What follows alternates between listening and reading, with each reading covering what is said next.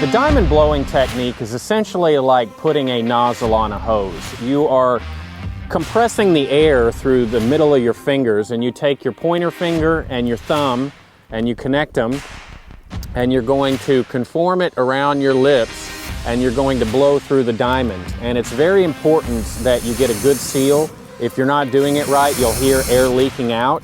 And the great thing about this technique is it concentrates the air where you want it, and you can do it from a greater distance so that you don't have to have your face down in the smoke. And you know, even blowing up close, just, you know, with your mouth wide open, is not nearly as effective as this method. The only way that method works is when you get really close and it, you know, obviously it's hot on your face. So knowing this technique can kind of make the difference in getting a fire with marginal material and not, especially when the smoke is choking you out. First thing you want to look for are two trees that are about 10 feet apart. A military poncho is cut extra large in the back to fit over top of your pack as well as your person. Before you connect your ponchos, the thing that you want to do is make sure that you tie off the hood, get it nice and tight. Take the line, wrap it around. Snap two together and you have a large enough shelter for 2 to 3 people. In the summertime, I like to keep the shelter up off the ground at the bottom, allow some air to flow through, help keep it cool. For an evasion situation, you want to tie this a lot lower to the ground, to the point where you're actually crawling in. That'll lower the height of your shelter, and it'll be a lot less noticeable. Make sure you tie your hoods, and make sure the hood is on the outside and not the inside of the tent.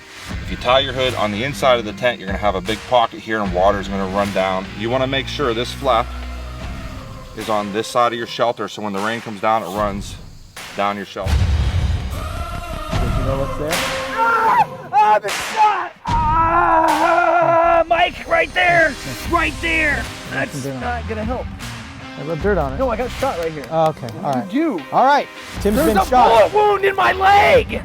God, it hurts! That's really painful. He's literally this dramatic, just cutting his fingernails. I mean, it's surprisingly painful. All right, guys. So I'm going 2 to 4 finger breaths above. I've got the tail towards me. Crank it down as much as I can. Ooh, surprisingly painful. Yeah, and it should be painful, right? Because that's what we talked about.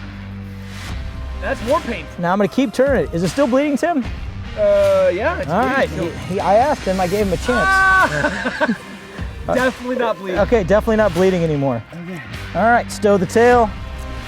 Stow this. No bleeding. These are not skinny jeans, by the way. These are regular jeans. On Tim Kennedy, so they look different. On a man. Man, legs with regular jeans then magically turn to skinny jeans, even with a bullet hole. Magic. My life has been saved. What if I was shot in the arm? A second time. Ow, and I'm being bit by an ant. Oh, sticker. Look at that thing. Ow! Ow! Wait, I have to move my shot.